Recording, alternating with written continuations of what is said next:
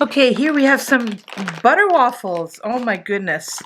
There are 12 pieces packed in here, I think. This is just the type of thing that I like to have around the house for when guests come over. You know, if you buy a big pack of stuff and it's not individually wrapped, then your contents are going to go off. If they're individually wrapped, it's a lot easier for me to avoid binge eating when I don't have guests as well, so I really like that. This snack is from Vietnam. You can tell by the Vietnamese writing here. And the English here, which is just a smidge off from so-called normal English. And the ingredients look pretty normal, nothing too scary, but you know, it's a snack, so nothing too great either. So let's open this up and see how it tastes.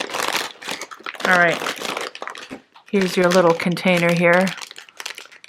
Sponge and nutritious. Yes, we have a noun and an adjective.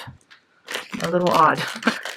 Oh, okay, so they're more like little biscuits. Waffle biscuits. Mmm. Mmm. They're a little bit soft. Obviously, they're not completely sponge. They've been dried out. You can tell that they were once... Oopsie. I dropped them here. You can tell that they were once, obviously, waffles that have since been sort of dehydrated a bit. Mmm. Very palatable.